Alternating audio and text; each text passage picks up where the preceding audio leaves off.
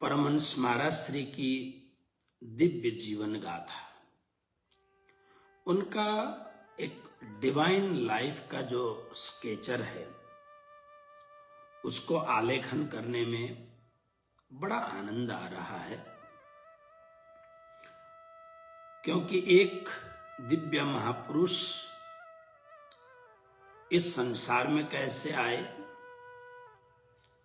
और उनका बचपन कैसा था, उनकी जो किशोरावस्था थी वो कैसी थी, युवावस्था में उन्होंने क्या किया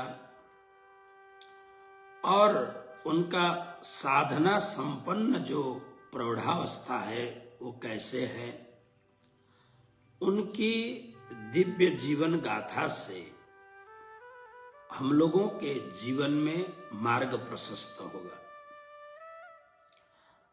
महापुरुषों की दिव्य गाथा को श्रवण करने से हम अपने जीवन को कैसे बनाएं, हम अपने जीवन को किस तरफ से दिव्य बना सकते हैं, कैसे दिव्य बना सकते हैं, भव्य बना सकते हैं, अर्थपूर्ण बना सकते हैं, महत्वपूर्ण बना सकते हैं, ऐसे श्रवण करने से हमें वह पता लगता है। तो परमहंस महाराज श्री की जो दिव्य जीवन की यश कीर्ति है उसका हम श्रवण कर रहे हैं। उनको ईस्वी सन 1938 में सूरत में बुला करके उस समय के श्री कृष्ण प्रणामी धर्म, जिसको जागनी पीठ कहा जाता है। देखिए, हमारे यहाँ 3 महत्वपूर्ण तीर्थ हैं। श्री 5 नौतनपुरी धाम आद्य जागनी पीठ है, वो आचार्य पीठ है, अर्थात श्री कृष्ण प्रणामी धर्म का उद्गम स्थल है वो। इसलिए श्री प्राणनाथ जी महाराज ने भूरी भूरी प्रशंसा करते हुए कहा, पहले बीज उदय हुआ पुरी जहां नौतन। नौतनपुरी धाम पहले बीज उदय हुआ, बीज माने सतयुग के बीजभूत। श्रीमद् तारतम महामंत्र का उदय जहां हुआ, श्रीमद् तारतम ग्रंथ का उदय जहां हुआ, तो ये मूल स्थान है। उसके बाद में सूरत श्री 5 महामंगलपुरी धाम, इसको आद्य जागनी पीठ कहा जाता है। श्री प्राणनाथ जी महाराज ने जागनी का बिगुल यहां से फूंका। और श्री कृष्ण प्रणामी धर्म का तीसरा स्थान है, यानी तीसरा स्थान का मतलब 1 2 3 प्रथम मध्यम ऐसा नहीं। अब पहला नौतनपुरी धाम, फिर महामंगलपुरी धाम और फिर श्री 5 पद्मावतीपुरी धाम। इसका अर्थ ये तीनों में कौन बड़े कौन छोटे ऐसी बात नहीं है, तीनों धाम बराबर हैं। श्री 5 पद्मावतीपुरी धाम को मुक्ति पीठ कहा जाता है। सभी की ये तीनों पुरियों में, जैसे नौतनपुरी के आचार्य हैं तो ये तीनों पुरियों को मानते हैं, इसी तरह महामंगलपुरी धाम के आचार्य हैं वो भी तीनों पुरियों को मानते हैं।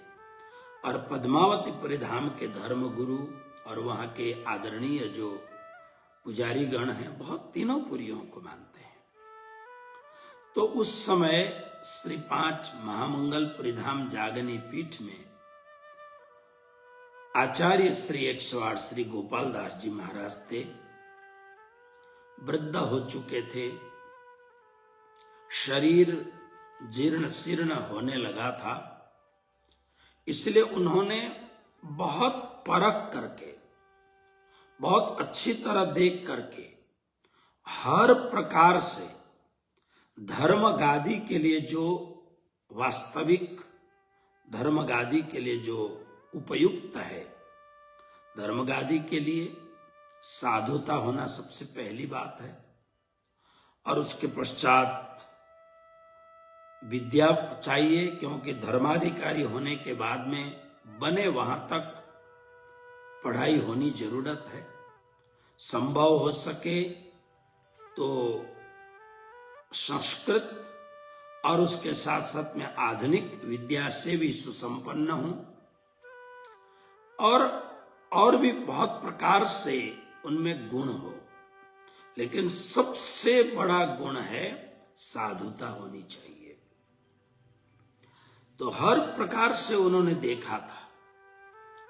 परमहंस कृष्ण प्रियाचार्य जी महाराज का स्वरूप यानी बहुत ही दिव्य विभूति थे वो, और पढ़े लिखे थे। संस्कृत का भी उनका अपूर्व ज्ञान था, और उर्दू साहित्य का भी उन्हें बहुत अच्छा ज्ञान था,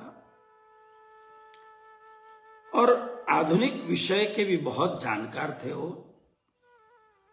और साधुता तो कहना ही क्या चाहिए, साधु शिरोमणि थे वो, परमहंस चक्र चूड़ामणि थे वो।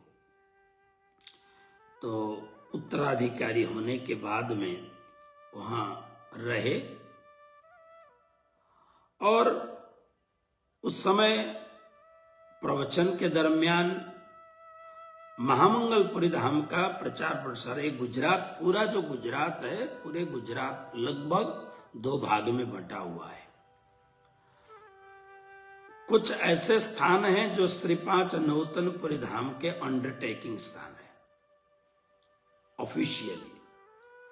जैसे लगभग सौराष्ट्र के जितने भी प्रणामी मंदिर हैं श्री 5 नौतनपुरी धाम के अधीन है। अहमदाबाद का जो मंदिर है कर्णावती का, वो भी श्री 5 नौतनपुरी धाम की गादी के अधीन है। जहां तक मुझे लगता है लगभग मुंबई में भुलेश्वर में जो प्रणामी मंदिर है वो भी श्री 5 नौतनपुरी धाम के अधीन है, और कुछ श्री 5 महामंगलपुरी धाम के अधीन है। गुजराती में इसको बोलते हैं तावा में। तावा रोटी पकाने की तावा नहीं है, तावा मतलब इस मंदिर के अंदर है। जैसे आपको हम बताएं कि नार का मंदिर है, इधर नार आदि जो जगह का जहां मंदिर विराजे हैं वो लगभग श्री 5 महामंगलपुरी धाम के अधीन है। गुजराती में अगर कहें तो आ महामंगलपुरी धामना तावा छे, ऐसे गुजराती में कहते हैं। जैसे हमारे श्री भद्रावतीपुरी धाम के बगल में ओड़ का मंदिर काफी पुराना मंदिर है, बड़ौदा से बहुत ही पुराना मंदिर है।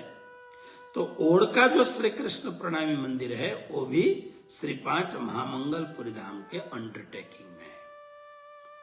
लेकिन गुजरात के अंदर 42 गांवों में कृष्ण प्रणामी मंदिर है, ये सब धामी समाज के अधीन है, और उसमें श्री भद्रावतीपुरी धाम परमहंस पीठ ये स्वतंत्र गादी है, ये कोई अंडरटेकिंग नहीं है। ये तो श्री 5 महामंगलपुरी धाम के ये गांव हैं।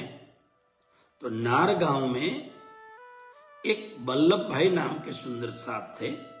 वल्लभ भाई जो प्रणामी तो बने नहीं थे उस समय, लेकिन उनके घर में उन्होंने कोई कार्यक्रम रखा, तो उनके मन में इच्छा थी, परमहंस महाराज श्री को उन्होंने देखा था, तो उनके मन में इच्छा थी कि श्री 5 महामंगलपुरी धाम के वर्तमान उत्तराधिकारी परम तेजस्वी परम विद्वान यदि कृष्ण प्रियाचार्य जी को बुलाया जाए तो बहुत अच्छा होगा। अच्छा देखिए, मूल नाम है भरोसादास, लेकिन उनकी जो भक्ति थी बिल्कुल सखी भाव की भक्ति थी, जिसको श्री जी ने वाणी में कहा सखी भाव भजिए भरतार। तो बड़े सखी भाव के द्वारा भक्ति करते थे। तो भरोसादास के गुरु जो कृष्ण राम जी महाराज थे, परमहंस कृष्ण राम जी महाराज, वो कहते थे कि तुम तो कृष्ण प्रिया हो, यानी सखियां जैसे कृष्ण की प्रिया हैं, कृष्ण की कांता हैं, ऐसे तुम कृष्ण प्रिया हो। बस उसी बात को आगे ले जाते फिर कृष्ण प्रियाचार्य शब्द हो गया, अब तो उनको समग्र विश्व कृष्ण प्रियाचार्य जी महाराज के नाम से संबोधन करता है, जानते हैं। अब विशेष करके परमहंस महाराज श्री हम उनको बोलते हैं। तो नार के ये जो वल्लभ भाई थे, इन्होंने इस इच्छा की, तो नार गांव के और सांसद के आसपास के सुंदर साथ, सोजित्रा के सुंदर साथ, उन्होंने कहा बहुत अच्छी बात है। तो ये महामंगलपुरी धाम गए और वहां के वर्तमान तत्कालीन आचार्य श्री गोपाल दास जी महाराज को प्रणाम करके आज्ञा मांगी और फिर उत्तराधिकारी जी को लेके आए। लेके आने के बाद में धूमधाम से कार्यक्रम कराया। कार्यक्रम कराने के बाद में ये जो वल्लभ भाई थे अभी तक किसी के शिष्य नहीं हुए थे। उनके मन में एक ही इच्छा थी, कोई ऐसा फकीर, कोई ऐसा दिव्य महान विभूति अगर कोई मिल जाए जो मेरा मन गवाही दे, मैं उसको अपना सिर समर्पण करूंगा, मैं उनका शिष्य बनूंगा। जब घर में बुलाया, जानते तो थे पहले से वो, घर में बुलाने के बाद कुछ समय तक वो साथ में रहे, उनकी सेवा उन्होंने की। तब उन्होंने देखा उनका 24 घंटे का, परमहंस महाराज जी का 24 घंटे का समय, प्रातःकाल ब्रह्म मुहूर्त में उठना और बड़ी सावधानी के साथ में प्रातःकालीन शौचादि क्रिया से निवृत्त होना, पूरी शास्त्रीय ढंग से। ये सब उन्होंने बहुत नजदीक से देखा।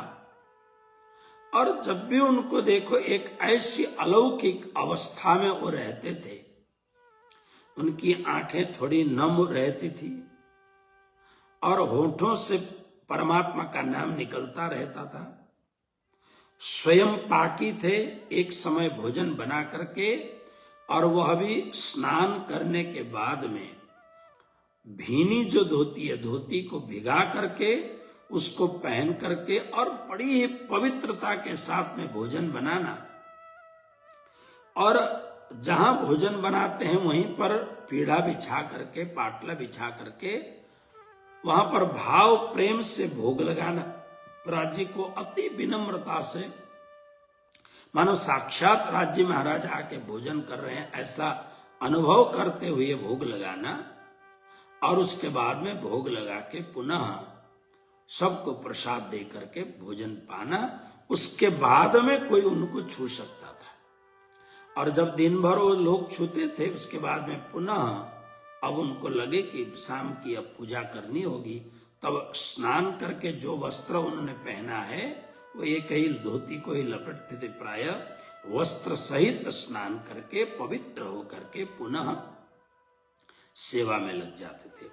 ये सब देख करके जो नार गांव के जो वल्लभ भाई थे, उनको लगा यही महापुरुष है जिसको मेरा मन खोज रहा है, मेरी आत्मा खोज रही है, यही महापुरुष है। चरणों में लग गए। लगने के बाद में अब उन्होंने प्रार्थना की, हे महाराज श्री, मैं आपका मुरीद हो चुका हूं। मुरीद माने ये उर्दू की भाषा है। मैं आपका अनन्य शिष्य मन से हो चुका हूं, मुरीद हो चुका हूं, मुझे दीक्षा दीजिए। बड़ी विधि विधान के साथ में उनको कृष्ण प्रणामी धर्म की दीक्षा दी और दीक्षा दे करके उनको आशीर्वाद दिया। बहुत समय तक वल्लभ भाई, जो नार गांव के वल्लभ भाई एक चिखोदरा में भी थे, लेकिन मैं ये नार गांव के वल्लभ भाई की बात कर रहा हूं। वो कहते थे मेरे घर में सुख शांति अमन चैन कम था, लेकिन जिस दिन से भरोसा दास जी मेरे घर में आए, उनके चरण मेरे घर में पड़े और उनकी सेवा करने का सुअवसर मुझे प्राप्त हुआ, उसके बाद में मैंने कभी दुख नहीं देखा। मेरा पूरा घर, मेरा पूरा परिवार, मेरी संतान सब आज सुसंपन्न है, हर प्रकार से सुसंपन्न है। और आज मेरे घर में जो लक्ष्मी जी हैं, यानी संपत्ति है, उससे मुझे चिंता नहीं है, बल्कि मैं अलमस्त हूं। ये गुरु महाराज की कृपा है। क्योंकि जब गुरु कृपा करते हैं, उससे भौतिक उन्नति भी होती है और आध्यात्मिक लाभ भी होता है। अब ये गांव में थे। अब उस समय क्या होता था, आज गए कल दौड़ के आए, ऐसा नहीं होता था। एक तो साधनों की कमी, दूर लंबी यात्रा या तो पैदल यात्रा करनी होती थी, या तो बैल की गाड़ी में या तो ऊंट की गाड़ी में बैठ करके यात्रा करनी पड़ती थी। तो इसलिए जब भी यात्रा में निकले, जागनी यात्रा में निकले, तो महीनों महीनों दिन लग जाते थे। तो इधर आकर के काफी कार्यक्रम हुआ। इधर सूरत के जो महाराज श्री थे, महाराज श्री बीमार पड़ गए। तो उन्होंने समाचार भेजा कि भरोसादास को तुरंत सूरत बुलाओ। बुलाने के बाद में, ताकि मैं यहां पर बीमार हूं, कभी भी कुछ भी हो सकता है, उनको बुलाओ। तो उस समय नार गांव के निवासी जो सूरत श्री कृष्ण प्रणामी मंदिर महामंगलपुरी धाम के ट्रस्टी थे, छोटा भाई रणछोड़ भाई पटेल, ये वहां के सूरत के ट्रस्टी थे। उन्होंने महाराज श्री को कहा, उस समय वहीं पर थे, वो भी नार में ही। उन्होंने महाराज श्री को कहा, भरोसादास कृष्ण प्रियाचार्य जी महाराज को, कि महाराज जी आप न जाएं। क्यों? देखिए कैसे कैसी विघ्न बाधाएं आती हैं। महाराज श्री को कहा, महाराज जी आप तो हमेशा परमात्मा में लीन रहते हो, अपने आध्यात्मिक जगत में आप लीन रहते हो, लेकिन आप जरा याद करिए, क्योंकि जब से आप उत्तराधिकारी बने हुए हैं, तब से वहां कुछ लोग आपके प्रखर विरोधी हो गए, बहुत विरोधी हो गए। श्री पांच महामंगलपुरी धाम के कुछ ट्रस्टी थे, वो उनके घोर विरोधी हो गए। इसलिए मुझे ऐसा लगता, मैं भी वहां का ट्रस्टी हूं, इसलिए मुझे ऐसा लगता है कि अभी आपको जाना उचित नहीं होगा आपके लिए, क्योंकि आपको विघ्न हो सकता है, कुछ भी गड़बड़ी हो सकती है, इसलिए कृपा करके आप न जाएं। अब वो परम संत, हृदय के अत्यंत निखालस पवित्र व्यक्ति, उन्होंने कहा ठीक है, थोड़े समय बाद में जाएंगे। फिर उनको बुलाने के लिए भेजा, फिर भी वहां के ट्रस्टियों ने, ये जो लोग थे, उन्होंने जाने नहीं दिया। तब उस समय मागीलाल सेठ, जो महामंगलपुरी धाम के बड़े ट्रस्टी कहलाते थे, उन्होंने उनको इंदौर बुलाया कि आप इधर आ जाओ, लेकिन इन लोगों ने इंदौर भी जाने नहीं दिया। अब खुल करके कोई बताता नहीं है, और जो लोग थे वो सब चले गए।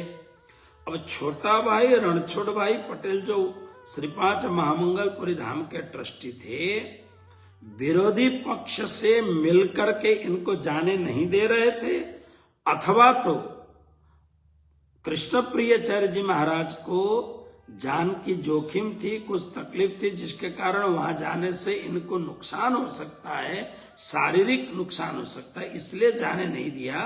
ये पता नहीं, लेकिन जाने नहीं दिया। अब ये महाराज श्री जो थे, भोले भाले संत थे, नहीं गए। न जाने के कारण ये भी एक बहुत बड़ा कारण हो सकता है कि भाई, जब वहां आप उत्तराधिकारी हो, महाराज श्री बीमार हो गए हैं, आपका कर्तव्य बनता है कि आप आकर के धाम को संभालें, और आप नहीं जाते हैं तो ये अच्छा नहीं है। तो इस कारण से और ज्यादा वो विरोधी जो थे, वो और ज्यादा विरोधी हो गए। और जब भी वो अपने गुरुजी कृष्णराम जी महाराज से मिलने जाते, तो कृष्णराम जी महाराज उनको कहते थे कि देखो भरोसादास, तुम एक गादीवादी के चक्कर में न पड़ो, क्योंकि मैं देख रहा हूं कि भविष्य में तुम्हें बड़ी विपत्ति आ सकती है। परमात्मा ने तुम्हारे ऊपर इतनी बड़ी कृपा की है, और मैं आशीर्वाद देता हूं, तुम जहां बैठोगे वहीं बड़ी गादी होगी। इसलिए ये सब, लेकिन जो भाग्य में लिखा होता है, लिखितम अपि ललाटे प्रोज्झितुम कः समर्थ, बस वो वहां भी नहीं गए। और इधर धीरे धीरे क्या हुआ कि वहां के जो आचार्य श्री थे, वो आचार्य श्री का धाम गमन हो गया। धामगमन होने के बाद में भी इनको, क्योंकि विरोधी जो ग्रुप था वो सक्रिय था, एकदम वहीं थे वो, एक माया का एक भयंकर रूप उन्होंने देखा कि ये कब करूं तो मैं क्या करूं। सुंदर साथ जाने नहीं देते हैं, क्योंकि नार में उनके शिष्य थे, सांसद करके गांव है वहां उनके शिष्य थे, सोजित्रा में उनके शिष्य थे, जो सोजित्रा एक गांव का नाम है, आमोद में उनके शिष्य थे, पटेल शिष्य थे, आमोद के पास में सोजित्रा और आमोद के बीच में खणसोल करके गांव है वहां उनके शिष्य थे, धर्मज जो गांव है वहां उनके शिष्य थे, पेटलाद गांव है वहां उनके शिष्य थे। तो ये सब लोगों ने कहा महाराज श्री अब सब लोग कहते हैं तो आप अभी मत जाइए, माया का खेल बहुत विचित्र है। इसलिए श्री प्राणनाथ जी महाराज ने तारतम वाणी में सबसे पहले माया का वर्णन किया। आपको आश्चर्य लगेगा, सबसे पहले माया का वर्णन करते हुए श्री प्राणनाथ जी महाराज ने 84 चौपाइयों में माया की बात लिखी है। परमात्मा की बात नहीं लिखी है, परमधाम की बात नहीं लिखी है, सदगुरु की बात नहीं लिखी है, सबसे पहले माया का वर्णन किया। माया का स्वरूप क्या है, माया किस प्रकार से जीव मात्र को परमात्मा से खींच करके अपने परवश करती है, और यदि वह जीव सदगुरु की शरणागत में हो तो उस जीव का उद्धार हो सकता है। तमे पेरे पेरे समझावी,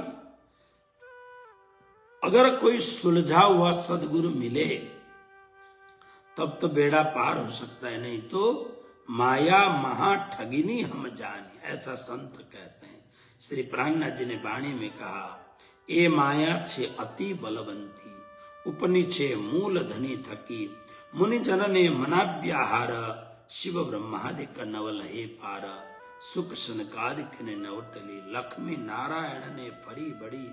माया का वर्णन, एहना आउध अमृत रूप रस छल बल वल अकल अगिन कुटिल ने कोमल चंचल चतुर चपल, माया का बहुत विस्तार से वर्णन किया। अब समय आगे बीतता गया। श्री 5 महामंगलपुरी धाम में पुजारी वहां का जो प्रतिनिधित्व करते हुए मंदिर का संचालन करने लग गए, किंतु इंदौर के यह जो बहुत बड़े व्यापारी थे, मुझे भी जीवन में एक बार जाने का मौका मिला, इंदौर तो कई बार गया हूं, लेकिन सेठ के यहां पर, तो माघीलाल सेठ और सेठानी जी काफी महाराज श्री से, भरोसा दास जी महाराज से काफी लगाव तो रखते थे। बोले नहीं, ये महामंगलपुरी धाम के लिए उचित तो है। तो जैसे तैसे करके काफी अरसे के बाद में उन्होंने इंदौर में बुलाया, बुला करके 1 महीने तक वहां रखा।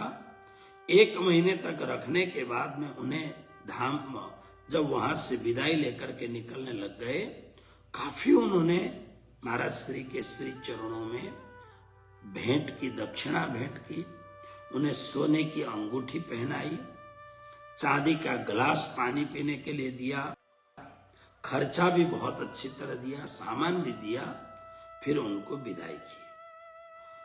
तो 1 महीने तक के उस वातावरण में रहने के बाद जब परमहंस महाराज जी यहाँ गुजरात में आए, आने के बाद में अपने शिष्यों के साथ बैठे तो उन्होंने कहा कि श्री 5 महामंगलपुरी धाम के बड़े ट्रस्टी सेठ माघीलाल जी और उनकी धर्मपत्नी सेठानी जी हमारे अनुकूल हैं।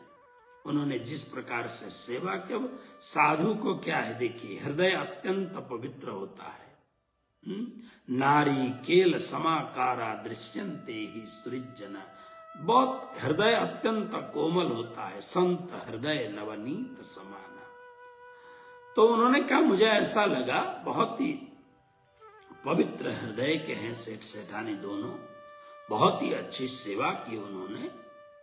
फिर लगभग महामंगलपुरी धाम के महाराज श्री धाम गए उसके 3 वर्ष व्यतीत होने के बाद में, 3 वर्ष जब व्यतीत हो गया तब उसके बाद में लगभग विक्रम संवत 2006 में महाबद द्वितीया के दिन सब ने मिलकर के इनको लेके आया। कुछ सुंदर सा जो महामंगलपुरी धाम के ट्रस्टी थे, खास करके गुजरात तरफ के जो ट्रस्टी थे, उन्होंने विचार किया, जो पटेल सुंदर साहब थे, उन्होंने विचार किया कि नहीं नहीं, इनको गादी पर बैठाना चाहिए। गादी 3 वर्ष हो गया, गादी सुना पड़ा हुआ है, गादी में ले जाना पड़ेगा, बैठाना पड़ेगा। गुरुदेव का, गोपाल दास जी महाराज का यह निर्देशन भी था, अगर हम ऐसा नहीं करेंगे तो हम अपने गुरु के गुरुद्रोही होंगे और शिष्य को कभी भी गुरुद्रोही होना नहीं चाहिए। ऐसा विचार करके सारे सुंदर साथ मिले और मिल करके उस समय खणसोल में, यानी सोजित्रा, तारापुर सोजित्रा के पास में, थोड़ा पूर्व की ओर जाएंगे तो एक छोटा सा गांव है खणसोल, जहाँ के सुंदर साथ खणसोल में भी हैं, कुछ सुंदर साथ सूरत में हैं और कुछ सुंदर साथ विदेशों में हैं, खास करके लंदन में हैं। तो खणसोल में उस समय परमहंस महाराज जी विराजमान थे और खणसोल में परमहंस महाराज जी के परम भक्त श्री मणिभाई पटेल, जो गुरु महाराज के परम शिष्य थे, और गुरु महाराज के चरणों में आने के बाद में मणिभाई के जीवन में भौतिक उन्नति प्रगति बहुत हुई थी, इसलिए महाराज श्री के चरणों में आबद्ध थे। वो मणिभाई के घर में विराजमान थे और सब ने मिलकर के परमहंस महाराज जी को वहां से महामंगलपुरी धाम लेके गए। और महामंगलपुरी धाम ले जाने के बाद में उस समय वहां जो सुंदर साथ थे, जो लगभग उस समय के हिसाब से 300 से अधिक सुंदर साथ थे, जहां पर गणदेवी, वलसाड़ के आसपास के, जैसे खतलवाड़ा है और आसपास के जो सुंदर साथ हैं वो, और साथ साथ में कुछ इधर गुजरात के तरफ के सुंदर साथ भी वहां पर गए हुए थे। उसमें थोड़े से नाम यहाँ पर मैंने मिला है, मैं आपको बताऊं। खंभात के श्री त्रिभुवन दास सेठ, श्री नानू भाई पटेल, नार के वल्लभ भाई पटेल जिनकी हम बात कर रहे थे, श्री शाना भाई, श्री फूला भाई, ओड के श्री रणछोड़ भाई पटेल, परसोत्तम भाई तलाटी, ईश्वर भाई, सोमा भाई मास्टर, सोजित्रा के परसोत्तम दास सेठ, सांसद के श्री बाबर भाई पटेल, श्री धुड़ा भाई पटेल और श्री दरबार, सूरत के नगिन भाई, श्री विठल भाई और छगन भाई राठौड़, वलसाड़ के भावसार, जिनका नाम यहाँ उल्लेख नहीं है। लगभग ये आगेवान जो अग्र पंक्ति में रहने वाले सुंदर साथ, ये सारे सुंदर साथ मिलकर के कृष्णराम जी महाराज भी उस समय वहां खणसोल आए हुए थे। तो कृष्णराम जी महाराज का आशीर्वाद लेकर के उन्होंने, मन से तो उन्होंने मना किया था, लेकिन आशीर्वाद लेकर के वो गए थे। 300 जितने सुंदर साथ थे, जो परम सुंदर साथ थे, उन सब ने मिलकर के इस समय श्री 5 महामंगलपुरी धाम के गादी में परमहंस श्री 108 श्री कृष्ण प्रियाचार्य जी महाराज को अभिषिक्त कराया। जय जयकार के साथ में सब ने मिलकर के आरती उतारी और आरती उतार करके उनको गादी में अभिषेक कराया गया। और गादी में अभिषेक कराने के बाद में वहां पर अब जो विरोधी दल के जो लोग थे वो मंदिर में तो नहीं आते थे, लेकिन वो ट्रस्ट के हैं, ट्रस्टी के रूप में वहां पर विराजमान है। जब से परमहंस कृष्ण प्रियाचार्य जी महाराज श्री 5 महामंगलपुरी धाम के गादी में विराजमान हुए, उसके बाद में धीरे धीरे धीरे श्री 5 महामंगलपुरी धाम का वर्चस्व बढ़ने लगा। ऐसा भी सुंदर साहब कहते हैं जैसे महामंगलपुरी धाम के विशिष्ट महापुरुष श्री श्यामदास जी, परम तपस्वी श्री श्यामदास जी महाराज, जिनका समाधि मंदिर अश्विनी कुमार में बना हुआ है, उनके समय में महामंगलपुरी धाम का जो एक वर्चस्व था, एक महत्व था, परमहंस कृष्ण प्रियाचार्य जी महाराज के वहां रहने के बाद में वो स्थान ऐसे देदीप्यमान होने लग गया। लेकिन अब दुष्ट तो दुष्ट ही होते हैं। जो विरोधी दल के थे उनके मन में वही भावना रही, किसी भी तरीके से इस गादी से इनको भगाओ। तो जैसे कहते हैं ना कि कभी कभी क्या होता है, वैसे तो रामचरितमानस में लिखा है, सठ सुधरहि सत्संगति पाई। सत्संग पाने के बाद में सठ कहते हैं बुद्धि का कमजोर जो होता है वो भी सुधर सकता है। सठ सुधरहि सत्संगति पाई। लेकिन दुष्ट जो द्वेषी व्यक्ति होता है, ईर्ष्यालु जो व्यक्ति होता है, गुजराती में जिसको अदेखाई कहते हैं, ऐसे अदेखाई करने वाले दुष्ट जो व्यक्ति होते हैं उनका सुधरना असंभव है। मैंने तो जीवन में बहुत भोगा, मैंने खुद ने जीवन में बहुत भोगा है, इसलिए मैं कह सकता हूं इस बात को। मैं आपको आश्चर्य की एक छोटी सी कहानी आपको बताऊं, आपने कई बार सुनी होगी इस बात को। एक बार क्या हुआ कि एक महात्मा एक तालाब में स्नान करने के लिए आए, कपड़ा बपड़ा खोल करके तालाब में घुस गए। तालाब में घुसने के बाद में जब वो डुबकी लगाने लग गए तब उन्होंने देखा पानी में एक बिच्छू तैर रहा है, गुजराती में जिसको बीछी कहते हैं, बिच्छू, वो तैर रहा है। अब बिच्छू जो है वो पानी का जीव नहीं है, अगर अधिक समय तक पानी में पड़ा रहेगा तो बिच्छू मर जाएगा। तो वो महात्मा ने विचार किया, इस बिच्छू को मैं बाहर निकाल के फेंकूं।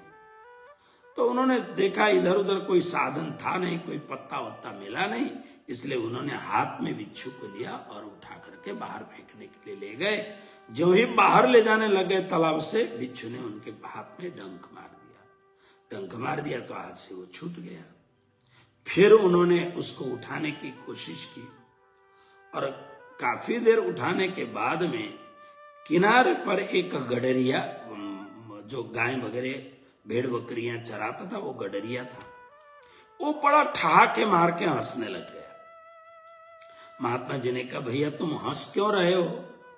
तो गडरिया कहता है कि महात्मा जी, लगता तो है कि आप विद्वान व्यक्ति हैं, पहुंचे हुए संत हैं, आपका जो प्रदीप्त मुखमंडल है, लगता है बहुत अच्छे संत हैं आप, लेकिन मुझे लगता है आप मूर्ख भी उतने ही हो।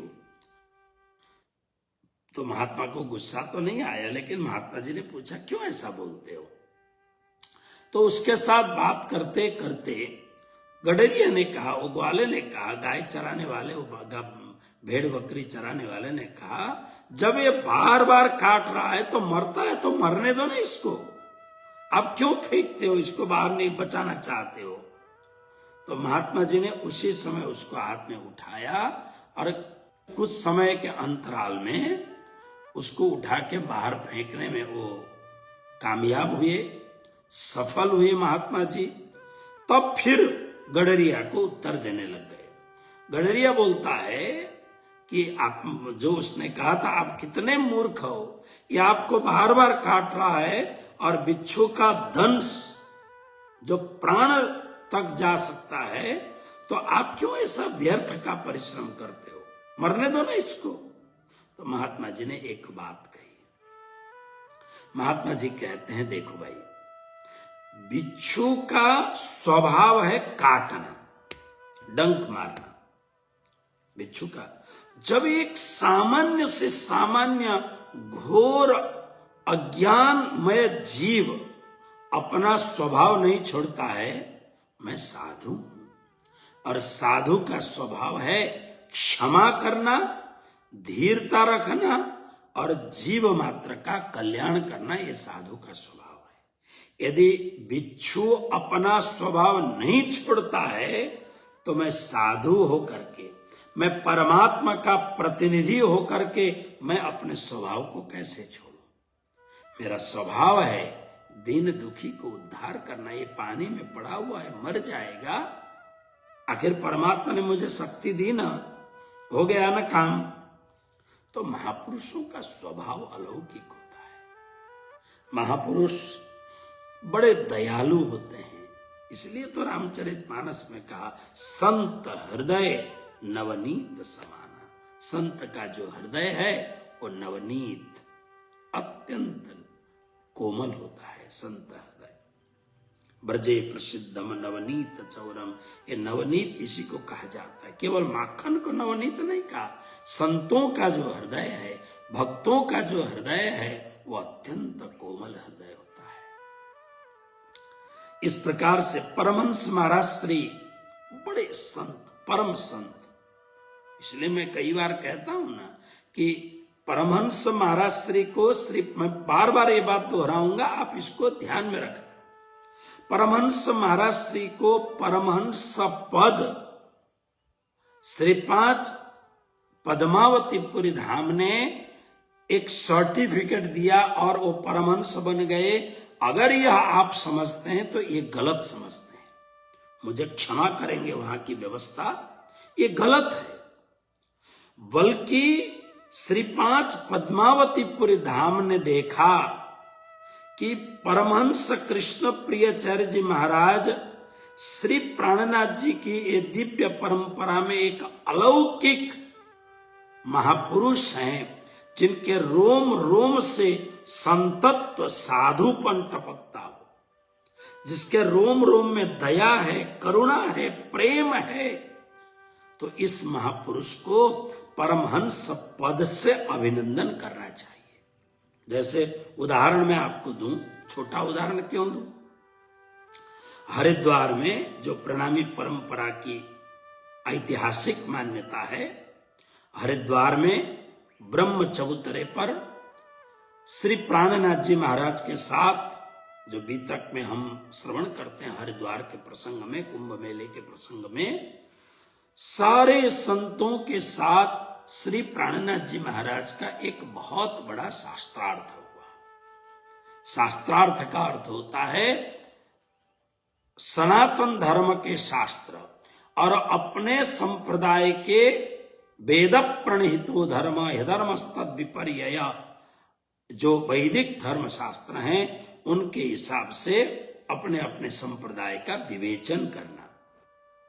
सभी का श्रवण करने के बाद में श्री जी ने जब अपनी बात रखी, सतगुरु ब्रह्मानंद है, सूत्र है, अक्षर रूप, शिखा सदा थे परे चेतन चित जो अनूप आदि जो बातें कही, उसके बाद में हम लोग जो शाम की सेवा पूजा में स्वरूप बोलते हैं, भई नहीं रे नवखंडों आरती सैया सबे सिनगारती इत्यादि जो हम गाते हैं, इसका अर्थ है हरिद्वार में कुंभ मेले के दरमियान ब्रह्म चबूतरे में सारे शंकराचार्य, अलग अलग संप्रदाय के जगत गुरु, अलग अलग संप्रदाय के महामंडलेश्वर, मंडलेश्वर, द्वाराचार्य इत्यादि जितने भी महापुरुष थे, सब ने मिल करके श्री प्राणनाथ जी महाराज का सम्मान किया, अभिनंदन किया, विजयाभिनंदन, निष्कलंक बुधावतार। क्योंकि औरंगजेब के त्रास से त्रासित हो रहे थे, श्री प्राणनाथ जी महाराज ने अलौकिक चमत्कार से उनको औरंगजेब के त्रास से बचाया था। और शास्त्रार्थ में श्री प्राणनाथ जी महाराज के जवाब में कोई बोल नहीं सका, तो सब ने उनका अभिनंदन किया। और इसका मतलब ये नहीं कि उन्होंने अभिनंदन किया तो श्री प्राणनाथ जी हुए, नहीं, उन्होंने श्री प्राणनाथ जी महाराज की बहुमुखी प्रतिभा देख करके, नर रूप में साक्षात परमात्मा स्वरूप देख करके अभिनंदन किया। इसी भांति श्री 5 पद्मावतीपुरी धाम का जो दरबार बंगला है, धर्म सभा है, उस समय के बड़े पहुंचे हुए वहां के जो आध्यात्मिक धामी के जो अग्रगण्य सुंदर साथ थे, उन्होंने देखा कि कृष्ण प्रियाचार्य ये एक सामान्य व्यक्ति नहीं है, असाधारण व्यक्ति है। इनके रोम रोम में जो ब्रह्मचर्य है, इनके भीतर जो साधुता है, इनके भीतर जो अलौकिक तेज ऊर्जा और आभा है, इनके भीतर में जो बहुत ही परमात्मा का कूट कूट करके जो प्रेम भरा हुआ है, जो गोपी प्रेम भरा हुआ है, और श्रीदेव चंद्र जी महाराज जैसे निष्ठा के द्वारा, जिस निष्ठा के द्वारा परम शुचिता को करते थे, ऐसी ही शुचिता परमहंस कृष्ण प्रियाचार्य जी महाराज के जीवन में देख करके हर प्रकार से ये अभिनंदन करने योग्य हैं। लेकिन क्या चीज से अभिनंदन करेंगे इनको? तो उन्होंने देखा ये श्री प्राणनाथ जी महाराज का दरबार है, हम नहीं, स्वयं श्री प्राणनाथ जी अभिनंदन कर रहे हैं, हम उसके निमित्त हैं। ऐसा समझ करके बंगला दरबार में परमहंस श्री कृष्ण प्रियाचार्य जी महाराज का वह अलौकिक परम शोभा सुसंपन्न साधु शिरोमणि स्वरूप को देख करके उन्हें परमहंस पद से विभूषित किया, अभिनंदन किया और जय जयकार किया उन्होंने। तो इसीलिए परमहंस महाराज श्री अपनी निष्ठा से, अपनी साधना से, उच्चतम उनके भक्ति के द्वारा उस महान जो साधु समाज का सबसे उच्चतम जो पद है, परमहंस पद, परमहंस पद देत हो क्षर अक्षर के पार, ऐसा जो परमोच्च अवस्था है परमहंस के, उस अवस्था में वो स्थित थे। कभी आपको समय मिले, दूसरे अध्याय में 50 श्लोक के बाद में जो उन्होंने स्थित प्रज्ञा की बात की है, प्रजहात यदा कामान सर्वान पार्थ मनोगतान आत्मन्येवात्मना तुष्ट स्थित प्रज्ञस्तदुच्यते दुखेस्वनुद्विग्नमना सुखेश विगत स्पृह बीतराग भय क्रोध स्थित धीर मुनिरुच्यते। ऐसा जो स्थित प्रज्ञा की बात की है, ऐसे परम स्थित प्रज्ञा में प्रतिष्ठित हुए महापुरुष थे परमहंस कृष्ण प्रियाचार्य जी महाराज। इसीलिए परमहंस महाराज से अलौकिक शोभा संपन्न होने के नाते श्री 5 महामंगलपुरी धाम, जहां पर मैंने पुराने उसमें हमारे अभी परमहंस महाराज जी के बहुत सारे शिष्य हैं। जैसे सूरत में आज भी आप जाएंगे तो परमहंस महाराज जी के पुराने शिष्यों में से एक शिष्य है धीरज भाई लापसी वाला, और परमहंस महाराज श्री के विषय में बहुत कुछ लिखा है। उनके परम शिष्य, विद्वान शिष्य, जो हाई स्कूल में वाइस प्रिंसिपल थे, कांति भाई जमुना दास मोदी, जो हम लोग मोदी साहब बोलते हैं, हमारे भद्रावतीपुरी धाम के, वो बहुत ही पुराने और ट्रस्टी हैं वहाँ के, हमारे वयोवृद्ध हैं, लगभग 86-87 वर्ष की उनकी उम्र है। तो इन लोगों के द्वारा मैंने सुना है, आज महामंगलपुरी धाम में, जो महामंगलपुरी धाम के मंदिर के बगल में जो गादी है, जिसको बाईजू महारानी की गादी कहा जाता है, जहां पर आज वहां पर मुगट रखा हुआ है जुगल स्वरूप का, और श्री प्राणनाथ जी बाईजू महारानी की गादी कहा जाता है। मैंने सुना है कि परमहंस कृष्ण प्रियाचार्य जी महाराज तक, श्री प्राणनाथ जी महाराज से लेके परमहंस कृष्ण प्रियाचार्य जी महाराज तक वो आचार्य पीठ की गादी थी। इसी भांति श्री 5 नौतनपुरी धाम में, जो अब तो अभी उसको जो मूल मंदिर था उसको तोड़ दिया गया है, और तोड़ने के बाद में वहां पर नया मंदिर बन रहा है। अभी ये तो समय की बात है, देखिए, समय की मांग को हिम्मत के साथ करनी चाहिए। मंदिर जीर्ण शीर्ण हो गया था, नौतनपुरी धाम का प्राचीन मंदिर, जैसे तैसे रिपेयरिंग करके उसको समय समय पर आचार्य गण चला रहे थे। वर्तमान आचार्य बड़े ही प्रतिभा संपन्न हैं, इसलिए उन्होंने एक बहुत बड़े 100 करोड़ से ऊपर की लागत में पुराने मंदिर को तोड़ करके नया मंदिर उसके ऊपर, और ऐसा विशिष्टतम मंदिर आने वाले सैकड़ों वर्षों तक उस मंदिर में राज्य महाराज प्रतिष्ठित होंगे। श्री 5 नौतनपुरी धाम का झंडा फरफराएगा। अत्याधुनिक लेकिन प्राचीन शैली में मंदिर बन रहा है। तो इस मंदिर के पीछे अब तो पूरा भाग भग्नावशेष हो गया है, उसको गादी ओड़ी कहा जाता था। गादी ओड़ी, तो गादी ओड़ी का मतलब क्या है? श्री निजानंद स्वामी की गादी पीछे की तरफ थी, इसलिए उसको गादी ओड़ा कहते हैं। इसलिए वहां भी सेवा होती थी, और बाद में जब नया बनेगा फिर भी सेवा होगी वहां पर। पहले जब अभी के जो आचार्य हैं उससे पहले उस समय के आचार्य बड़े ही परम भजनानंदी मेरे तो गुरु हैं, अर्थात मुझे झोली में कंठी का तो गुरुजी मंगलदास जी का चेला हूं। गादी के गुरु हैं मेरे परमहंस कृष्ण प्रियाचार्य जी महाराज, लेकिन हमें कंठी बांधने का भी अधिकार महापुरुषों से लेना पड़ता है, इसको झोली लेना कहा जाता है। तो परम पूज्य वर्तमान आचार्य श्री कृष्णमणि जी महाराज उत्तराधिकारी थे, तब बॉम्बे में धर्मदास जी महाराज विराजमान थे। रुग्णावस्था में ट्रीटमेंट चल रहा था उनका, दोनों किडनी खराब हो गए थे।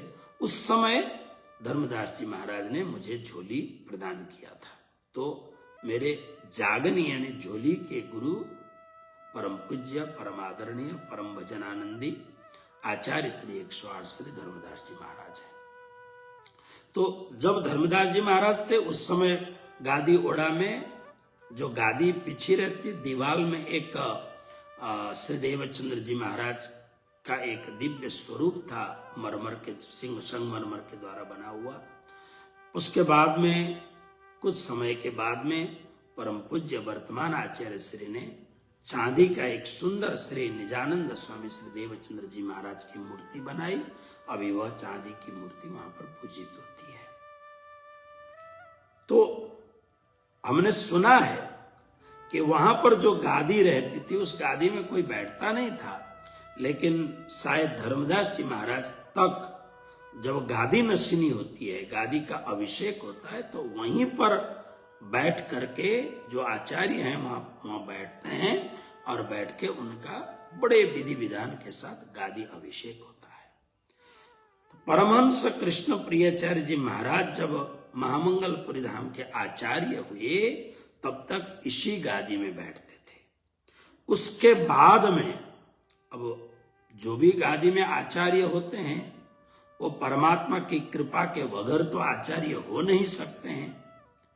पूरे प्रणामी आलम का यह जो गादी पीठ है ये, तो फिर उसके बाद में शायद महापुरुषों ने सोचा होगा कलयुग आ रहा है, कलयुग में शुद्धा शुद्धि का विचार करके फिर उस गादी को उन्होंने श्री प्राणनाथ जी और बाईजू महारानी की गादी बना दी। अब उस गादी में श्री जी और बाईजू महारानी विराजमान हैं प्रतीक स्वरूप में। अब इसमें बहुत सारी बातें प्राचीन लोगों की बातें हैं, श्रुति परंपरा की बातें हैं।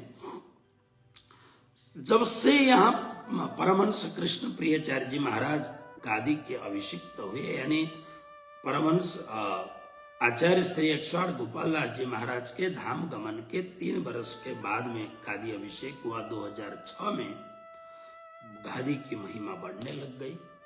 एक तो परमहंस महाराज जी का सुशोभायमान स्वरूप, उनकी परम विद्वत्ता, बोलने की अद्भुत छटा और उनका आध्यात्मिक आकर्षण लोगों को बरबस खींचती थी। महिमा बढ़ने लग गई और जो विरोधी ग्रुप था वो और ज्यादा मुखरित होने लग गए, जल्दी से जल्दी कुछ करो, अगर नहीं किए तो यह आदमी और प्रबल बनेगा। तो विरोधी विचार करने लग गए कि क्या करें, किस प्रकार से करें। अब वो अपनी योजना बनाने लग गए।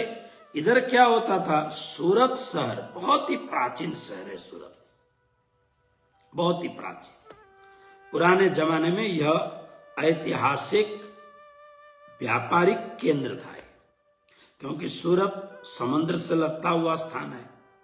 वहां से पानी जहाज चलते थे और उन पानी जहाजों में सूरत में सामान एकत्रित करके, जैसे भारत के जो मसाले वगैरह हैं वो फिर अरब देशों आदियों में उसका डिस्ट्रीब्यूशन होता था। और वहां से जो उधर का सामान आता था, तो ये बहुत बड़ा बंदरगाह यानी पोर्ट था। ये यहां पर बड़े बड़े महापुरुष आते थे। तो यहां पर एक बार स्वामीनारायण संप्रदाय के महाराज श्री आए। अब देखिए, स्वामीनारायण संप्रदाय में कहूं तो जरा सा इसके विषय में, क्योंकि गुजरात के तो हर लोग जानते हैं और अब देश विदेश में उनके मंदिर होने के बाद में नाम से तो जानते हैं, लेकिन जरा परिचय कम होगा। स्वामीनारायण संप्रदाय क्या है, एक रामानंदी परंपरा से निकला हुआ संप्रदाय है ना। ये कहां, तो स्वामीनारायण संप्रदाय में स्वामीनारायण नाम के जो महाराज हुए, जैसे हमारे यहाँ प्राणनाथ जी हुए, ये एक वैष्णव परंपरा के घर में जन्मे थे, प्रकट हुए थे। आपको मैं बताऊं, कभी जाना हो तो अयोध्या से लगभग 40-50 किलोमीटर की दूरी में, 60 भी हो सकता है, एक छपैया करके गांव है। मैं जाके आया हूं। छपैया में स्वामीनारायण की उत्पत्ति हुई। ये स्वामीनारायण का पूर्व नाम है स्वामी सहजानंद जी महाराज। उससे भी पहले का नाम है घनश्याम। बाद में तो अलग अलग नाम इनके रखते गए, लेकिन इनका मूल नाम है घनश्याम। और जब ये रामानंदी संत बने, रामानंदी आचार्य के पास जाकर के ये इन्होंने सन्यास ग्रहण किया। सन्यास ग्रहण करने के बाद में इनका नाम पड़ा स्वामी सहजानंद जी महाराज। स्वामी सहजानंद जी महाराज की विचित्रता यह है, वो जन्मे छपैया में यानी यूपी में, अयोध्या के पास में, लेकिन इनका मूल प्रचार का केंद्र रहा गुजरात और गुजराती। और गुजराती में भी जो खास करके जो पटेल कौम है, जो गुजरात का व्यापारी वर्ग है, पैसा वाला वर्ग है, इनके प्रचार के केंद्र में ये जाति सबसे ज्यादा है। इनके जो शिष्य हैं, साधु शिष्य हैं, वो भी ज्यादातर पटेल से ही आते हैं। सहजानंद जी महाराज ने अपने जीवन में बहुत थोड़े समय तक संसार में रहे, बड़े ही अद्भुत ब्रह्मचारी संत थे। तो बाद में जब इन्होंने कुछ स्थान की स्थापना की, जैसे हमारे यहाँ अहमदाबाद में आप जाएं तो कालूपुर करके स्थान है, वहां पर स्वामीनारायण मंदिर की स्थापना इन्होंने की, जिसको नर नारायण देव का मंदिर कहा जाता है। अगर कुछ इधर उधर हो तो आप सुधार लेना। और इधर में हमारे बड़ौदा से थोड़ा आगे एक और गांव है जिसका नाम है बड़ताल। वहां भी नरनारायण देव की स्थापना इन्होंने की। तो इन्होंने पूरे अपने शिष्यों का जो एक वर्तुल है, इसको उनकी भाषा में 2 देश बनाए। और उसके बाद में इन मंदिरों का संचालन कौन करे। यद्यपि उनके पास कहा जाता है कि 500 बहुत ही उच्च कोटि के साधु थे, लेकिन इन्होंने क्या किया, मंदिरों की व्यवस्था में साधुओं को लगाएं, इससे अच्छा है गृहस्थी लोग काम करें। तो उन्होंने, अब ये किस हेतु से किया वो भगवान जाने, लेकिन उन्होंने छपैया गांव से अपने भाई के जो लड़के हैं 2, उनको ले आए और लाकर के कालूपुर मंदिर में, मतलब 2 देश उन्होंने बनाए थे, उनका जो आध्यात्मिक देश, उन 2 देश के आचार्य के रूप में अपने भतीजों को नियुक्त किया उन्होंने। और जो आचार्य सबसे बड़ा, क्योंकि स्वामीनारायण भगवान के वंशज जो ठहरे तो सबसे बड़े आचार्य हैं वो गृहस्थ होते हैं। उनके बच्चे भी होते हैं, उनकी श्रीमती होती हैं, लेकिन उनके नीचे साधु संत होते हैं। चाहे वो कितना भी बड़ा साधु क्यों ना हो, लेकिन वो आचार्य के नीचे होगा। तो इस तरीके से चलता है उनका। बाद में जाकर के जो बड़ताल की जो आगादी है, वहां से एक साधु वहां से निकले। भगत जी महाराज के एक शिष्य थे, जिनको स्वामीनारायण संप्रदाय में शास्त्री जी महाराज कहते हैं। वो वहां से निकले। जब निकले, उन्होंने देखा होगा कुछ, क्योंकि कुछ तर्क में बात जमती तो नहीं है, क्योंकि मूल गुरु गृहस्थ हो और उनकी शादी होती हो, गृहस्थ के सारे कार्य वहां होते हों, और उनके नीचे ब्रह्मचारी परम साधु निष्प्रिय संत उनके चरणों के तले बैठे। अब ये तर्क में तो समाविष्ट नहीं होता है, क्या कुछ भी कारण हो सकता है। वहां से वो शास्त्री जी महाराज निकले।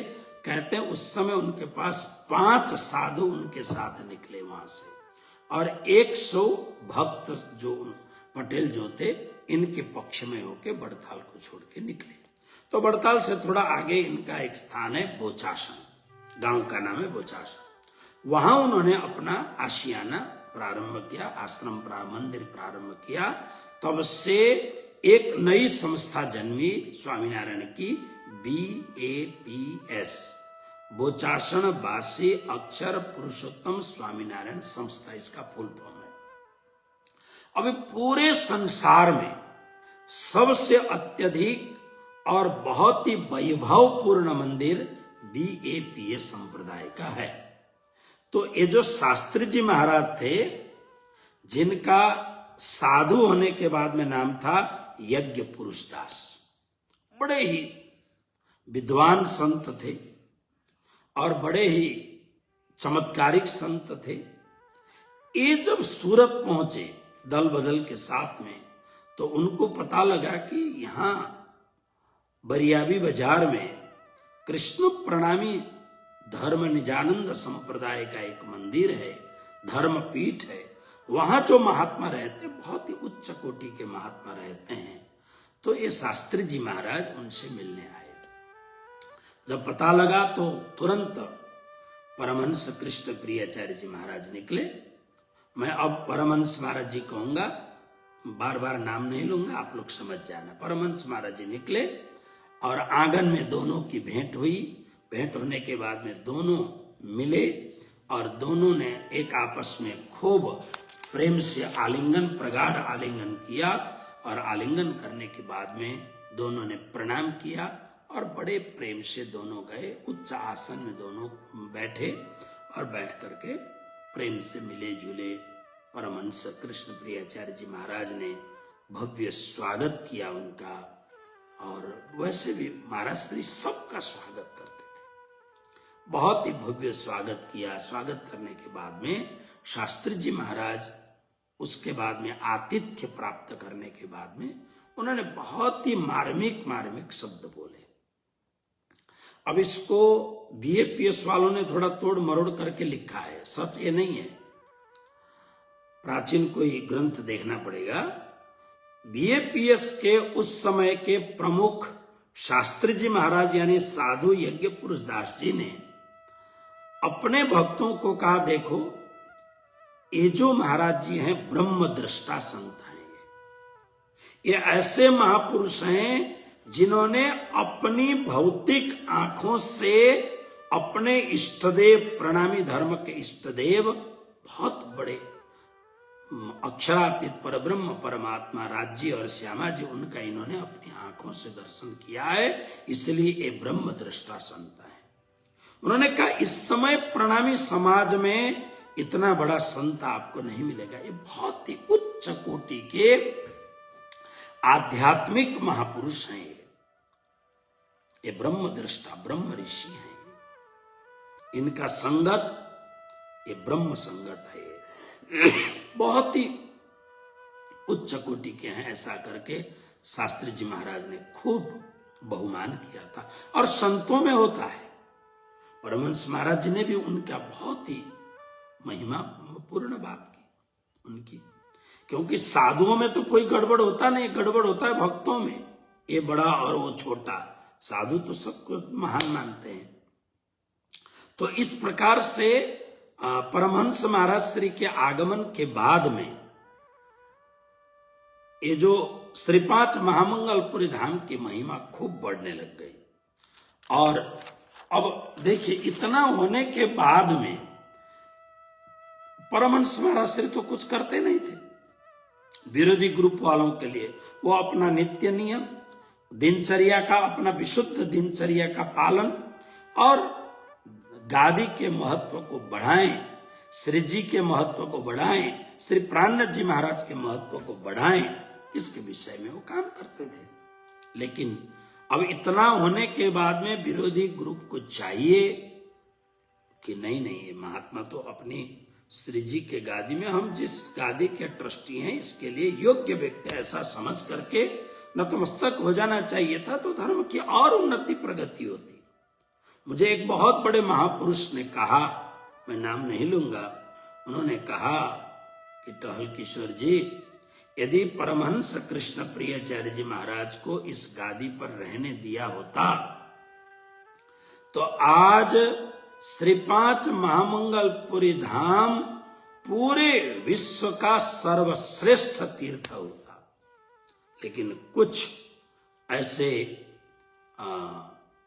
ईर्ष्या और द्वेष से भरे हुए लोग थे जो बस इनके पीछे पड़ गए थे। तो उन्होंने क्या किया, कुछ अब दो बात तो देख रहे थे, तो इसलिए परमहंस कृष्ण प्रियाचार्य जी महाराज के जो शिष्य थे, देखिए क्या होता है, लगभग शिष्य जो होता है वो शिष्य कभी अपने गुरु के लिए बहुत कम ही ऐसे होते हैं जो गड़बड़ करते हैं।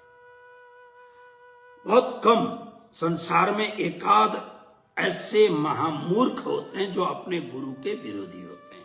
नहीं तो प्राणनाथ जी ने वाणी में कहा, अधम शिष्य गुरु को बुरा कहावे पर सोने न लगत स्याही। जैसे सोने में कोई जंग नहीं लगता है, ऐसे कोई अधम से अधम शिष्य होगा, अधम नीच पामर शिष्य होगा जो गुरु को बुरा कहेगा, नहीं तो कोई नहीं कहता। मैंने तो देखा है गांव में भी सामान्य से सामान्य मानव जिसके हाथ से उन्होंने कंठी बांधी है, उनको लगता है कि ये मेरा गुरु, इनसे बड़े नौतनपुरी धाम के आचार्य हैं, महामंगलपुरी धाम के, पद्मावतीपुरी धाम के बड़े बड़े ज्ञानी होंगे, लेकिन मेरी आत्मा के लिए तो ये जो मेरा सामान्य से सामान्य जो व्यक्ति बैठा हुआ, यही मेरा गुरु है। अपने गुरु का बरोबर संसार में कोई नहीं हो सकता है। अपने गुरु हैं। मुझे सदानंद जी महाराज, जो हमारे बड़े संत शिरोमणि सदानंद जी महाराज, मैं उनके शिष्यों को देखता हूं तो मुझे खुशी होती है। वो इतना, आज तक मैंने उनको देखा कि सब अपने गुरु की महिमा बढ़ाने के लिए लगे हुए हैं। अगर 2 पैसा कहीं किसी संस्था को दान भी देना हो तो अपने गुरुदेव को पूछ के देते हैं, फिर गुरुदेव कहते हैं कि ठीक है वहां दे दो थोड़ा। इसलिए आज बड़े से बड़ा काम परम पूज्य सदानंद जी महाराज कर सकते हैं। उसका कारण क्या है, उनके जो शिष्य हैं वो नमक हराम नहीं है। उनके जो शिष्य हैं सब गुरु भक्त शिष्य हैं। इसीलिए गुरु बड़ा काम कर सकता है। गुरु बड़ा काम कब करेगा, जब उसके शिष्य लायक होंगे। लेकिन ये विरोधी जो कृष्ण प्रियाचार्य जी महाराज के थे, विरोधी बने रहे।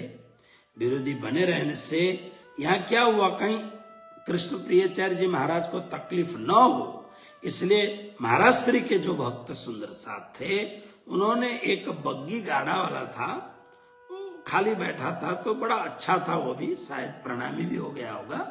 सूरजमल करके वो नापित था, जो बाल काटने वाला, बड़ा मजबूत था। तो वो बड़ा परमहंस महाराज जी का भक्त भी लगता था, तो उन लोगों ने उसको कुछ पैसा दे करके कहा, भाई कुछ लोग महाराज श्री के विरोधी हैं, जरा ध्यान रखना। तो ध्यान रखना वो रखता था, बड़ा मजबूत भी था सब तरफ से, लेकिन नापित क्या हुआ, विरोधी पक्ष ने उसको फोड़ लिया। फोड़ने के बाद में, फोड़ लिया मतलब विरोधी पक्ष ने उसको कुछ रिश्वत दी, रिश्वत देने के बाद में उसको अपने पक्ष में कर लिया। अब महाराज श्री की सेवा तो करता ही था, वो अपने पक्ष में कर लिया और उसके साथ में एक आध और व्यक्ति लगा दिया और उन्होंने परमहंस कृष्ण प्रियाचार्य जी को मारने के लिए योजना बनाई। परमहंस महाराज जी का दैनिक नियम, अब रूम में सब बाथरूम है, लेकिन पहले तो दूर जाना पड़ता था। महामंगलपुरी धाम में आप आज भी जाके देखेंगे तो महामंगलपुरी धाम के गेट से बाहर निकलने पर सामने धर्मशाला है, नहाने धोने की व्यवस्था वहां थी, कुएं वगैरह वहां थे। तो परमहंस महाराज जी प्रत्येक दिन कुएं में जाएं, शौचादि क्रिया से निवृत्त तो बड़ा समय लगाते थे। उनके शिष्य कहते हैं जो उनके साथ में रहे हुए 30-30, 40-40 डोल यानी बाल्टियों के पानी से नहाते थे। वो पूरी पवित्रता, पूरी इत्मीनान, पूरी धैर्यता के साथ हर शौच क्रिया की हर क्रियाएं शास्त्रीय विधि विधान के साथ वो पूरा करते थे। तो अपना काम पूरा करके एक बड़े से लोटे में, साधु का लोटा भी एक साथी है, लोटे में जल भर करके फिर जो प्रातः कालीन हम लोग भी जब उठते हैं तो नहा धो के उठ के नाइए जमुना जी कीजिए सकल सिंगार, सात सनमन मिल के खेलिए संगरतार, श्री महामती कहे मलपतियां आओ निज वतन, विलास करो विध विधना, जागो अपने तन्न धाम तलाव, कुंज बन जोए मानिक नहरे बन की, इत्यादि मंत्रों का पाठ करते हैं। फिर गीता का पाठ करते हैं, बोलते रहते हैं जब तक दूसरा काम ना हो, कपड़ा बदलते हैं, बोल रहे हैं। तो महाराज श्री नहा के जब आते थे अपने लोटे में जल भर के और सिर नीचे, कभी भी आप देखना परमहंस महाराज जी के जितने भी फोटो हैं, ऐसा नहीं एकदम तुनक के बैठे हो, नहीं तो हम लोग बैठते हैं। वो तो जब भी आप देखो इतना थोड़ा सा इसको सांभवी लोचन कहते हैं। ये एक अलौकिक भगवान शिव की मुद्रा है, सांभवी लोचन। जब भी देखो नीचे की ओर देखते थे, तो अपना नीचे की ओर देख करके, उनके मन में तो कुछ ऐसा था नहीं, राज्य सब कुछ करते हैं। तो एक दिन प्रातः काल ब्रह्म मुहूर्त यानी अभी सवेरा होता ही होगा, प्रातः काल उस सूरजमल नाम का जो नापित था, वो उसने एक फरसा, गुजराती में फरसी बोलते हैं, फरसा लेके तैयार रखा था और उसके सहयोगी जो यूपी के कुछ लोग थे उनको सहयोग में रखा था। तो महाराज श्री को घात लगा करके, सीढ़ी चढ़ने ही वाले थे, वो फरसे से महाराज श्री को सिर में मारा उसने। सिर में मारने पर उनसे बड़े बलवान थे, पुष्ट शरीर था, लेकिन वृद्ध हो चुके थे। तो उनके मुख से जोर से आवाज निकली, रा श्यामा करके जोर से आवाज निकली। तो महामंगलपुरी धाम के जो साधु थे एकदम चौंक गए और बाहर देखने लग गए।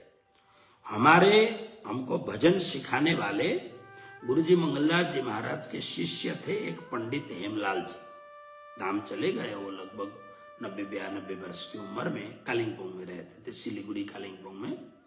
तो उस समय वो वहीं थे। वो बताते थे ये बात कि जब वो बोलते थे भरोसादास जी महाराज जब चिल्लाए तो पंडित हेमलाल जी मुग्दल चलाते थे, थोड़ी पहलवानी करते थे, बड़े हृष्ट पुष्ट थे। उन्होंने देखा तो खून निकल रहा है, तो दौड़ करके गए, महाराज श्री को पकड़ा और उन दोनों को मारने के लिए दौड़े, तो वहां से भाग निकले वो। और तब तक कुछ साधु भी आ गए और उसमें से कुछ लोग उधर भी फूटे हुए थे। वो लोग देखते रह गए, अब मरेगा भरोसादास, अब मरेगा, ऐसे देखते रहे। पंडित हेमलाल जी और उनके कुछ सहयोगी मिल करके उनको लेके आए, ला करके उनको वहां पर आसन पर बैठाया, उनको बिस्तरे पर बैठाया। उसके बाद में तत्काल उपचार प्रारंभ किया, क्योंकि ये होता है। कारण क्या है, बड़े बड़े महापुरुषों के जीवन में आप देखेंगे ना, तो आप हर महापुरुषों के, श्यामदास जी महाराज के जीवन में भी हमने सुना है, जो सूरत के महामंगलपुरी धाम के संस्थापकों में से एक खास, जो एक नए युग की स्थापना उन्होंने की। तो ऐसे महापुरुष थे, उनके विषय में भी बात आती है। इधर आप देखेंगे स्वामी दयानंद सरस्वती, आर्य समाज के संस्थापक, बहुत बड़े महापुरुष, 100 वर्ष तक उनको कुछ न हो, ऐसे देदीप्यमान महापुरुष। वेदों का उन्होंने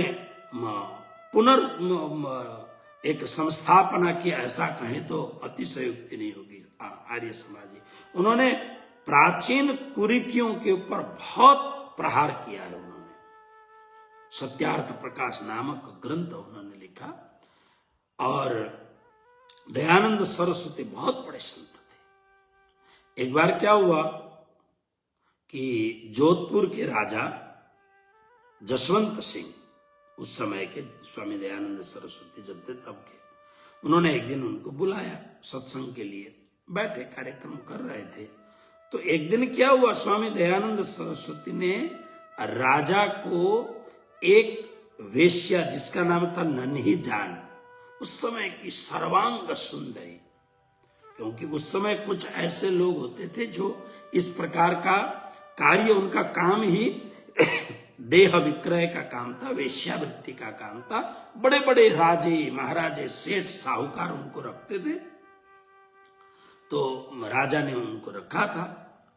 तो दयानंद सरस्वती ने जब देखा तो उन्होंने, वो तो बड़े अखंड ब्रह्मचारी व्यक्ति थे, उन्होंने राजा को ललकारा, राजा को कहा कि कहां तो सिंह और कहां सियारिन के बीच में फंसे हुए हो। राजा को एकदम जोश आया, राजा संभल गए। लेकिन इनकी बात को ये जो नन्ही जान थी उसने सुन लिया। सुनने के बाद में इसने गांठ, विरोध का गांठ बांधे। ये साधु, ये राजा मेरे पर जान छिड़कता है, ये राजा मेरे सामने पैसे रुपयों की क्या, सोना चांदी असरफियां फेंकता है, ये राजा को मेरे से अलग कर देगा, इसलिए इस साधु को समाप्त करना चाहिए। तो उस समय स्वामी दयानंद सरस्वती का एक रसोइया था जिसका नाम था जगन्नाथ। उसने जगन्नाथ को अपने पक्ष में किया दे लेकर के। फिर कांच को अत्यंत बारीक आटे जैसा पीस करके दूध में, प्रत्येक दिन दूध में मिला करके पीने के लिए जगन्नाथ को वो कहने लग गए और देने लग गए। बाद में जब स्वामी दयानंद सरस्वती को पता लगा, उन्होंने, बड़े महायोगी थे, उन्होंने विरेचन के द्वारा, उल्टियों के द्वारा अनेक प्रकार से निकालने की चेष्टा की, लेकिन बहुत काफी समस्या आ चुकी थी। बाद राजा को पता लगा, लेकिन उससे पहले स्वामी दयानंद सरस्वती ने जगन्नाथ को बुलाया।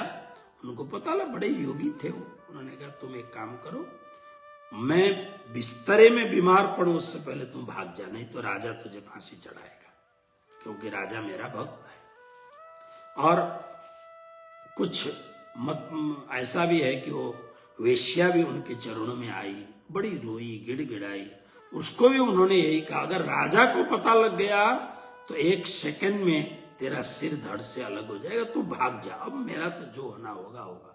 संत महापुरुष है, वो तो आशीर्वाद देने वाले, दया की, करुणा के खानी होते हैं, वो भाग गए दोनों। अब देखिए दयानंद सरस्वती को किस प्रकार से, एक हमारे वृंदावन में उड़िया बाबा करके महापुरुष थे, बैठ करके प्रवचन दे रहे थे, एक ने आकर के कुल्हाड़ी से सिर पर प्रहार किया और उनको मार दिया। बहुत बड़े उड़िया बाबा साधु महापुरुषों के अग्रगण्य संत थे, वेदांत जगत के अप्रतिम व्यक्ति। ऐसे कितने लोग हैं। परमहंस कृष्ण प्रियचार्य जी महाराज को सुंदर साथ, जो श्री 5 महामंगलपुरी धाम के ट्रस्टी थे, लेकिन राज्य के नजदीक होने के पश्चात भी, महामंगलपुरी धाम के ट्रस्टी होने के बावजूद भी मन कितना काला था। मैंने सुना है बाद में उनका पूरा का पूरा बर्बाद हो गया। कोई महापुरुष को आप सताओगे तो हो गए। तो मैंने सुना है ऐसा कि उन्हें बहुत तकलीफ हुई बाद में, लेकिन परमहंस महाराज श्री जैसे तैसे बच गए, उनका ट्रीटमेंट हुआ, बच गए। मारा तो था उन्होंने, सिर में 2 इंच से ज्यादा चोट लगा था, बच गए। फिर गुजरात के जो सुंदर साथ थे, नार, खंडसोल आदि के सुंदर साथ थे, महाराज श्री को थोड़े दिन आप उधर आ जाएं करके उनको लेके गए। लेके जाने के बाद में परमहंस कृष्ण प्रियाचार्य जी महाराज साधु तो थे ही, अपने गुरुदेव की याद आने लग गई। गुरुदेव की याद आने लग गई। गुरुदेव कहते थे कि भरोसादास, गादियों का चक्कर छोड़। मैं भी आपको कहता हूं, ये जो सत्ता और संपत्ति, ये माया का साक्षात स्वरूप है। मैं तो स्वयं उसमें हूं, इसलिए आपको कह रहा हूं। कभी कभी मन करता है सब फेंक फांक करके हरिद्वार जहां मैं पहले था वहां चले जाओ, गंगा स्नान करो, अलमस्त रहो, भिक्षा मांगो, खाओ। कभी कभी इतना कुछ करने के बाद भी कुछ ईर्ष्यालु, कुछ द्वेषी ऐसे होते हैं और लोग उनका साथ देते हैं। सत्य क्या है वो जानते हैं, लेकिन सत्य के पक्ष में खड़े नहीं रहते हैं। ऐसे बुजदिल कायर लोग दोनों तरफ रखते हैं, इधर भी पैर रखते हैं, उधर भी पैर रखते हैं। तो ऐसा नहीं है कि रावण मर गया, कंस मर गया, दुर्योधन मर गया, दुशासन मर गया, शकुनी मर गया, आदमी मर गए, लेकिन ये वृत्तियां मरी नहीं है। ये वृत्तियां आज भी हमारे नजदीक में जीवंत है। ये वृत्तियां आप विचार करो। परमहंस कृष्ण प्रियाचार्य एक छोटे से गांव भरोड़ा में चरण रखने पर आज विश्व का सम्मानित तीर्थ परमहंस पीठ श्री भद्रावतीपुरी धाम हो गया। तो श्री प्राणनाथ जी महाराज की गादी में वो विराजमान थे। अगर वहां होते तो वो क्या करते हो? अलौकिक महापुरुष, उनको भी मारने के लिए तैयार हो गए। किंतु कहते हैं ना, श्री जी ने ही रास में कहा, ज्यारे धनी धनवट करे, त्यारे बल बहिरी ना हरे, बड़ी गया काम सराड़े चढ़े, मन चित व्याकार। राज्य जिसको रखना चाहते हैं, है ना, कि वाल नवा का गजा को राखे साइया, मार सके ना कोई, बाल नवा का कर सके जो जग बैरी होए। परमात्मा जिससे कुछ और कराना चाहते हैं तो उसके साथ और काम करते हैं। अब परमहंस महाराज श्री ऐसे तो कुछ समय के लिए गुजरात गए हैं, और गुजरात में खंडसोल में मणि भाई पटेल जो परमहंस महाराज जी के खास शिष्य थे, उनके घर में जाकर के वो विराजमान हुए। शरीर अभी भी पूर्ण स्वस्थ नहीं हुआ था। सुंदर साथ अति ही पवित्रता के साथ में सेवा करने लग गए। अब आगे परमहंस महाराज श्री का एक नया जीवन, अध्यात्म का एक दिव्य पुष्प कैसे नए अध्याय के साथ प्रारंभ होता है, जिसको हम वास्तव में अब श्री 5 महामंगलपुरी धाम के आचार्य के रूप में नहीं,